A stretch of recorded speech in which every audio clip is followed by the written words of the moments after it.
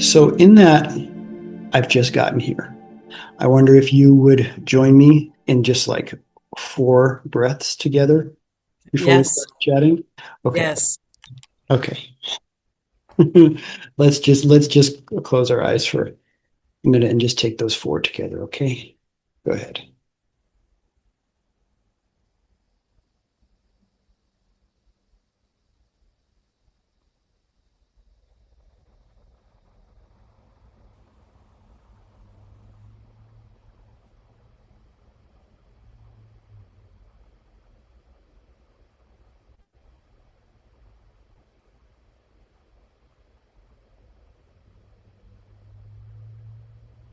Thank you, dear sister. My pleasure. I love your pink today. Thanks. Yeah. I don't often see you in pink. You're kidding. Is that just my luck? Timing? Yeah. Well, this is one of the colors of my brand. Yeah. Pink and high orange slash gold. Oh yeah, yeah. Yeah. That's High right. pink. Yeah. Yeah, I like that logo. I love that. Yeah. Yeah, it's yeah, it's cool. You're sitting in a different place. I am. Yeah. Different day, trying something new. Little adjustment. Okay. So I wonder where we're going to head today. I've asked for some, as usual, guidance to lead us to what will be most fruitful for you and I to enhance upon, as Yeah. well as for anyone possibly tuning in. So I'm game. What's coming up for you?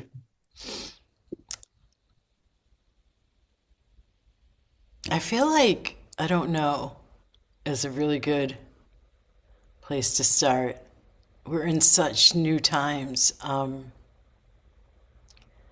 it's going to, I believe that on my channel, this will be posted maybe next Wednesday. I'm not sure, which is the 19th. And the 20th is, what I do know is, have you heard of Edgar Casey?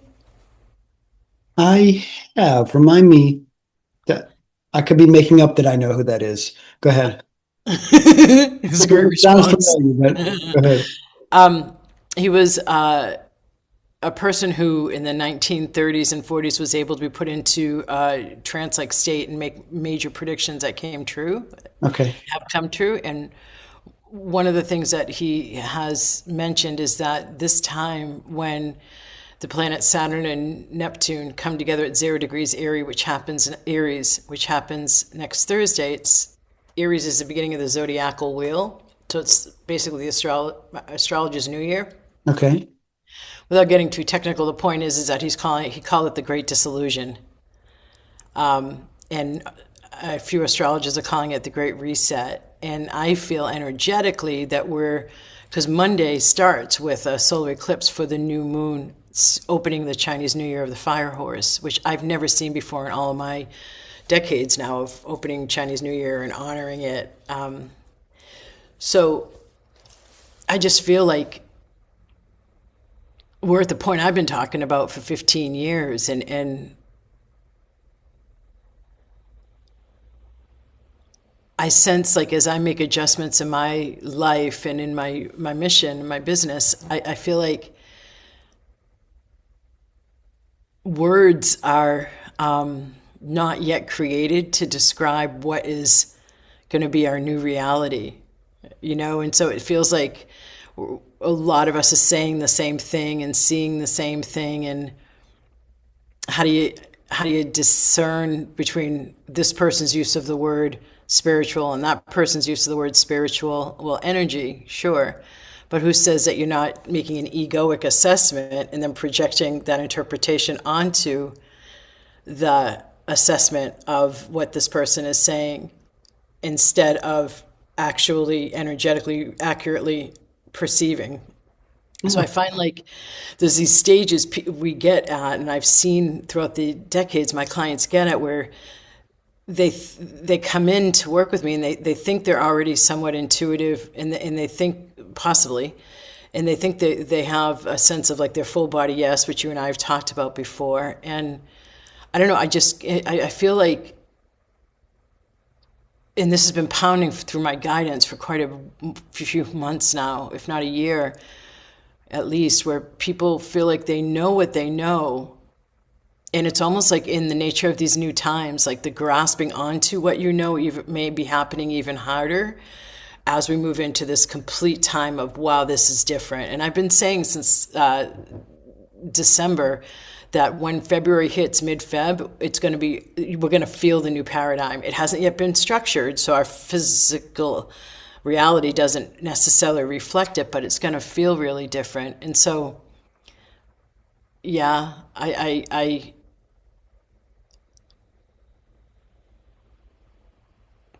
the sense of not knowing and celebrating that space and watching our ego minds do their natural thing, which is to label and define and Right. chop up and just really like,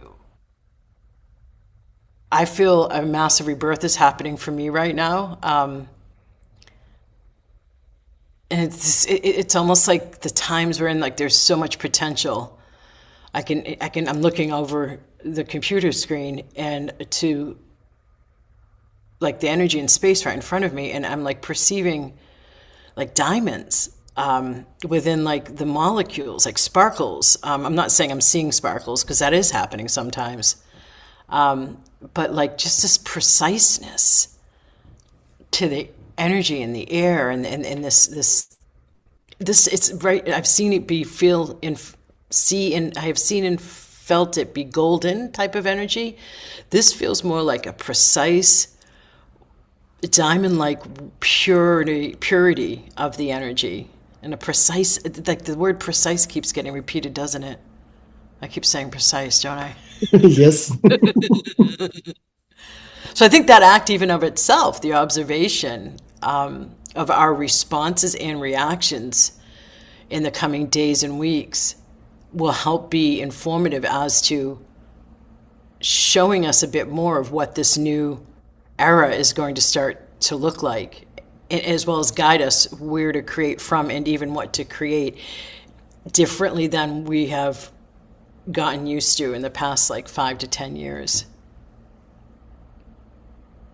Where do you want to go with that? Um, well, I guess as you're speaking, a few things came up that might be worth sharing. Uh, so one thing is it was -1, which was actually Ah! it was actually a fairly high temperature. I mean, like I mean, like I was talking to someone on the phone today who woke up yesterday at -18, about an hour or so from me yesterday. But on Sunday, it was -1 when I left my house. And I get to my Sunday meditation, which, mind you, is in a park. Okay. And granted, there are people there who were snowshoeing, not on this day because it was so cold. But and I get to the room and I get it ready. I do some things to prepare the space and make it nice for folks to arrive. And I have the most people show up who have ever shown up before. Even in the middle of June or July, when the park is full of people from out of town, just like anybody could pop in from like the hotel nearby, they could see a sign and pop over. No, -1, and there's the Do you have a most. space heater in there, by the way? Because those buildings are cold. I do, but that's a whole other conversation. This building is not cold. It's like I, Oh, I wow. had people overheating 2 weeks ago because we have like no control over the thermostat. So I had the maintenance guy in there a couple of weeks ago with a crowbar because the windows.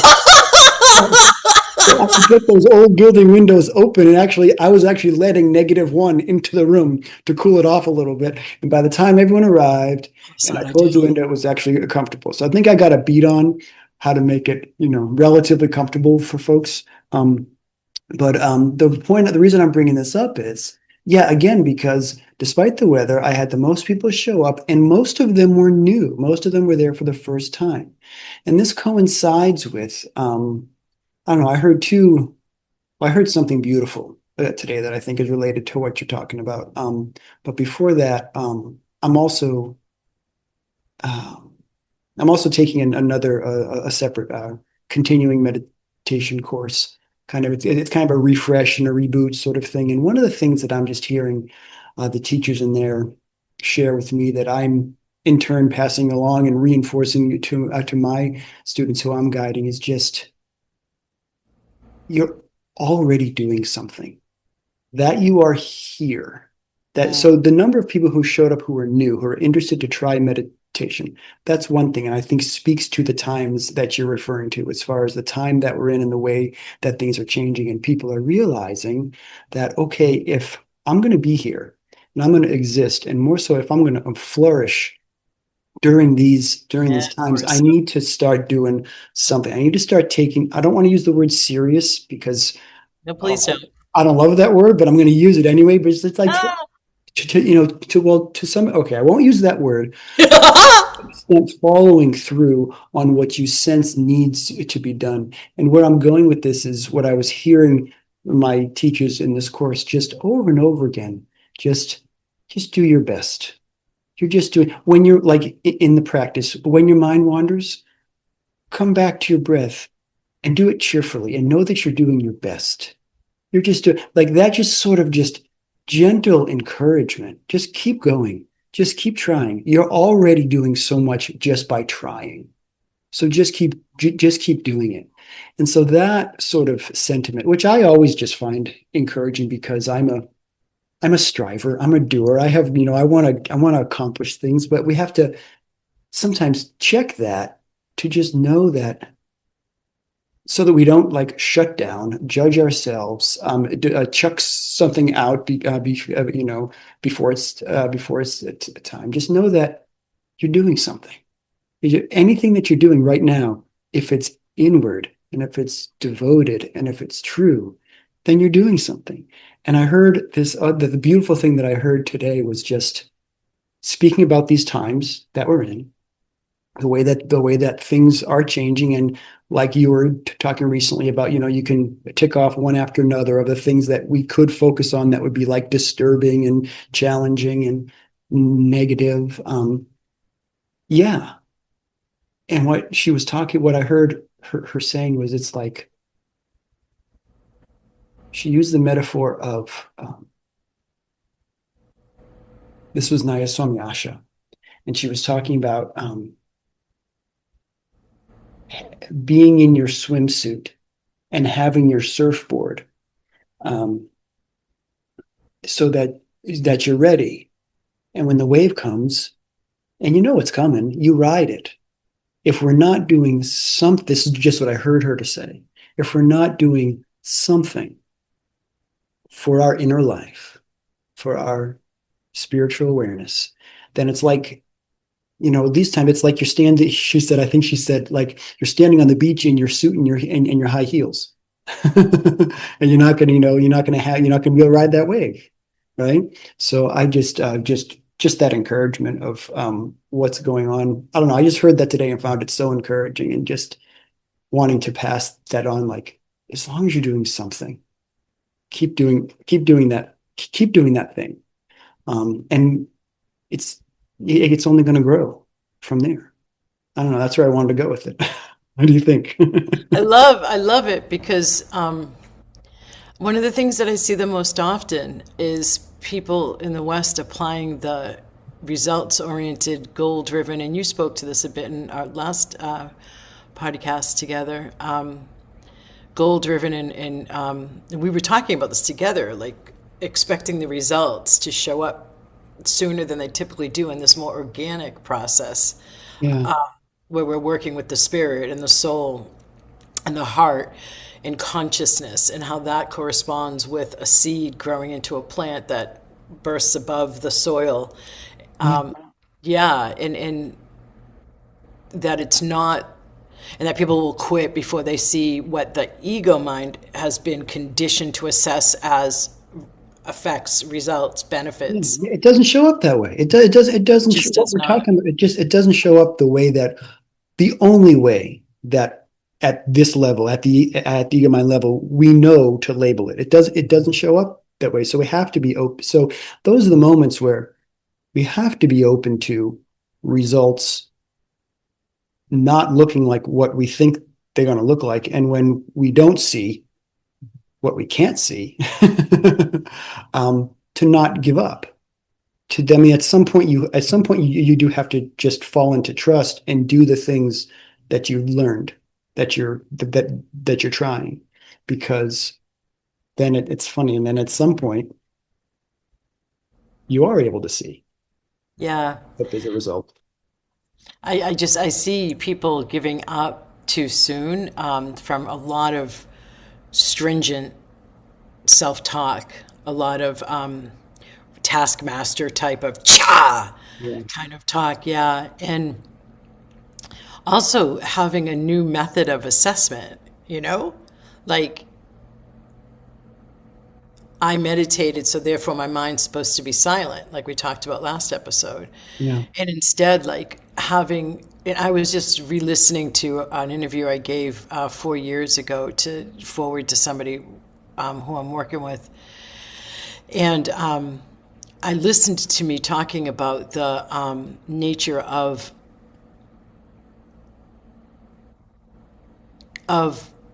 just hold on a second. I just want to listen and see if this is where I want to go.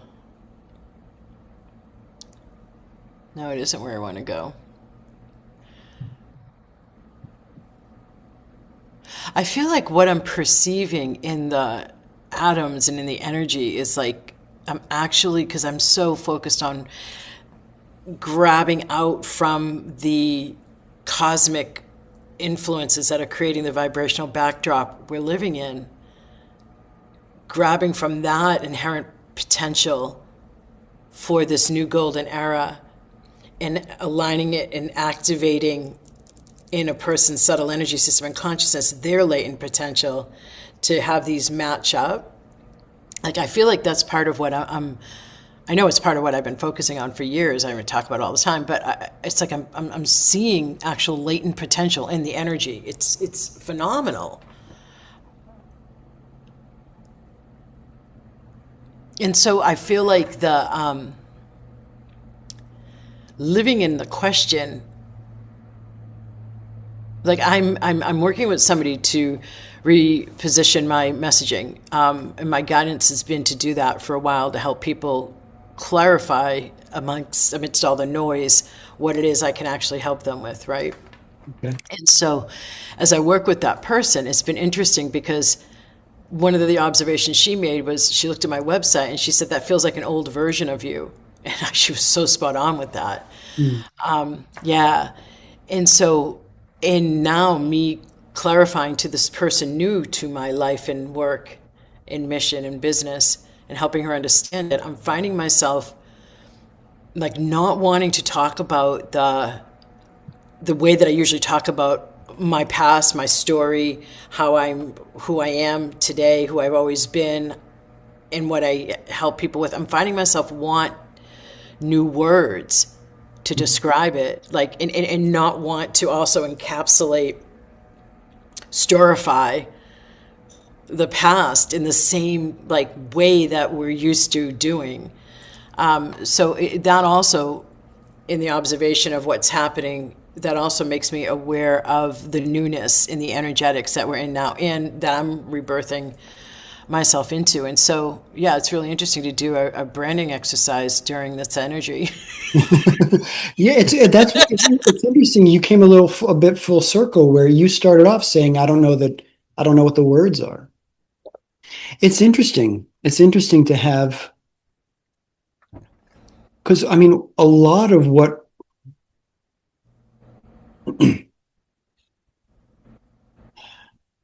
You were just so excited. I think that there is tremendous skill involved in trying to speak, to match words to experiences of consciousness, Mm. of super consciousness, of intuition, of soul nature, of all of these words that we use. to try and get at what it is that we're experiencing at our most subtle and truest level or part. Well said. Yeah, so it's like it's a dance. It's a dance around figuring like how can I choose the exact words and am I gonna just have to make up some new words, like combine some words in some new sorts of ways and make to somehow articulate what it is that I'm feeling. Right? I mean, it's how many times have you seen a movie or read a book or I mean, this is why poetry exists, right? To some, I mean, you're trying to paint a picture with words. You're trying to use, so there's a lot of skill But and it's not, also why those our yoga teachers use metaphors so much. Excuse me, I'm sorry. It's not heady, but I mean, there's stories, the resplendent amount of stories that Eastern teachers use and parables and metaphors. the Bible. Look at I mean, you wonder. I mean, Jesus. I mean, if you look at the teachings of Jesus, if you try and that's where you can get like where intellectualism just doesn't help, right? I mean, but that's all parables. I mean, I'm not a, I don't want to speak beyond my depth, but it seems to me that we are talking about what we're talking about now. I mean, there's good reason.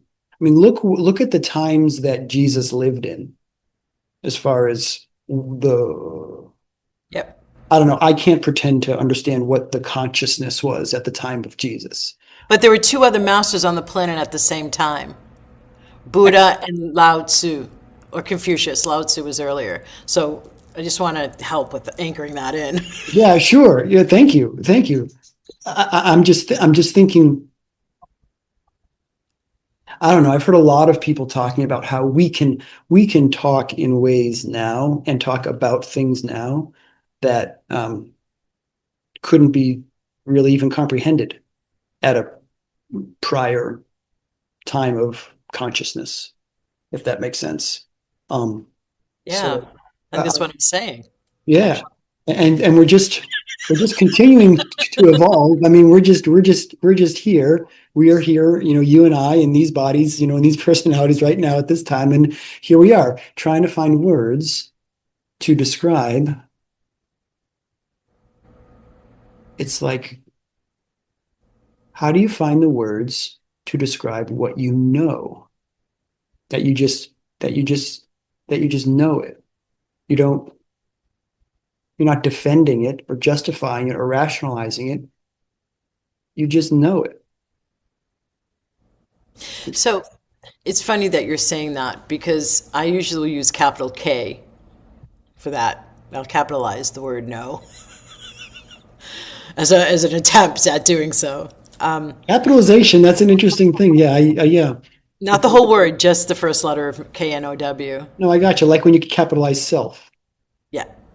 And part of what I find my mind going to, it doesn't at all feel like my intuition, is looking at the fact that like back in like 2013, 14, 15, 16 online, I was talking about stuff using words that made, like it scrambled my first Facebook ads guy that I had on staff to help me with Facebook ads. He's like, Allison, when I read your posts, I can't a lot of the time make sense out of them. And I'm like, well, I'm a disruptor and I focus on my consciousness without even necessarily doing it consciously. I naturally play with words to disrupt the neurology, to have new patterns be able to form. It's happening now with my business manager all the time. And it's funny because that's two guys. But I remember using words that weren't being used out there online much, and now they're being used everywhere. So I wonder if it's like a new level of introducing new words, or maybe just using a lot more story. I think the second one, or if not, well, I don't know. I don't want to jump in here with my brain, but I don't know anything about marketing and things like that. But it just seems like now, circling back to the skill that it takes and the time and patience, and they use the word precision. The precision that it takes, or I think you used the word precise, Yeah.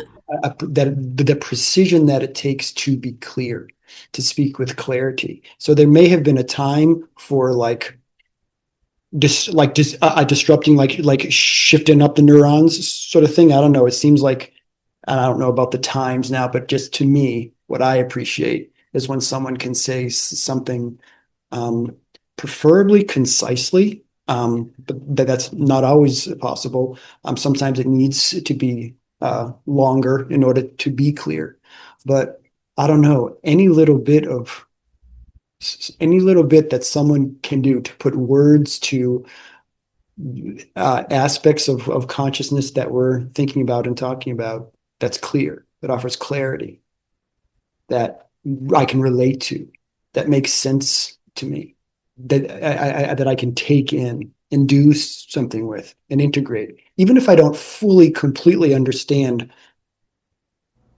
everything from top to bottom. I appreciate that. So, what do you think about words that are encoded?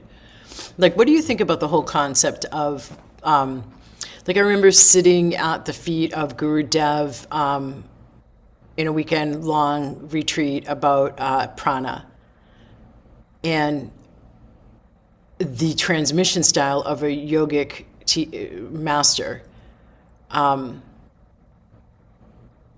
or guru, frankly. Mhm. And the concept of transmission, and then even the concept of Shakti put. So, like, I'm aware that I undervalue my teaching. I used to just label it in a way of me talking, but in the context of then me completely immediately afterwards with the conclusion of, because the real power is in the clearings and activations when I go into the light in the energy medicine at an elevated state. But I have seen historically that when I am teaching in reframing, as you've told me multiple times, how grateful you are when I've reframed something for you. Like, you used to, like, I almost felt like you would dance, like, with a reframe, and you were so grateful for the reframes, and they're happening left and right at a certain stage in particular with your growth. Yeah. So I have come to, not just from that, thank you for the reflections, not that you were giving me reflections as much as you were just so grateful for the reframe. I see that happening a lot. And so learning to value that or that the intellect needs some kind of fodder at times to better, I don't know if the word is accept or deepen what they're receiving through the energy medicine itself, the light, because the light itself is encoded. The light itself has the divine intelligence. As I train my new vibrational upgrade practitioners, and as I learned, from an example I give a lot to them when I'm training them, client on the table, chronic back pain, I'm at her crown, and she's having reactions at her knees. And I'm saying to her, and I asked my guidance, this happened like in 2011, this is one of my first clients once I got back from Asia. And I'm like, okay, why are her knees reacting? And I don't even think I asked the question. I just got immediately. It's because the divine intelligence knows knows, one, to prioritize, two, knows what's needed. And it went to her knees first because that was what was taking the tax of her lower back. So it went to where the help was most needed at the time. And then we eventually started working on her back in that same treatment. So that really gave me this whole new level of belief in the divine intelligence inherent within life, particularly within light. And so with that understanding, I also know that in looking at how I've used myself as an instrument in a vehicle, I've watched as my voice has increasingly over the years moved more energy and had a bigger impact when I do the clearings and activations, but also simply in transmissions. And even when I'm responding to somebody in the Facebook group created for one of the programs, I'm moving energy as I'm not, and it's not even necessarily a reframe, it's me telling them what's going on or intuiting what the take is on what they're asking me and giving them that intuitive read. There's like a extra fire or spark to it. So I guess what I'm asking you is, okay, so here we are, we've been talking about words and how do we use words that can more precisely capture the essence of a feeling or what we're meaning is.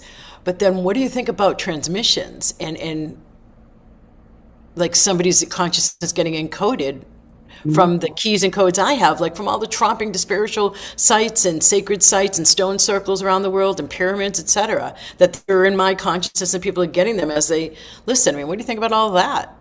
I think that we live on a planet, in a society as human beings where words are the things that we have.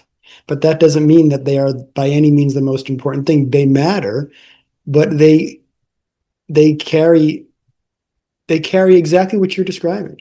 They carry this is we had this a conversation weeks ago when I was talking about um the first time or the fifth time or the third time maybe um that I read Autobiography of a Yogi. Is that it's not is that yes, yes, I'm reading the words of Paramhansa Yogananda, but the vibration of his consciousness in that book is what is is what is the everything.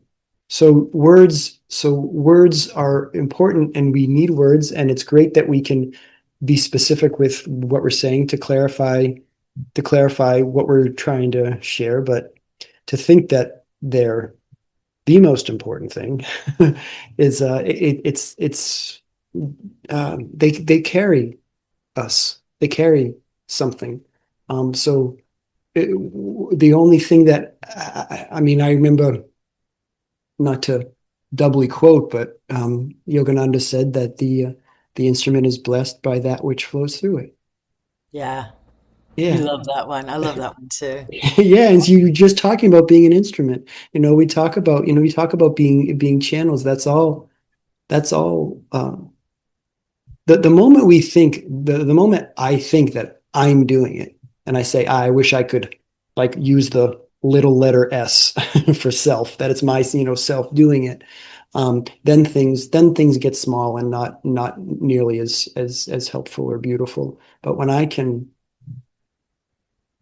I don't know. I love that we started our talk today with just getting centered and getting quiet and getting still with the and maybe we should do that every. I mean, I know that we have practices before we hop on this call, but it's just kind of we've that's never been after I hit the record button.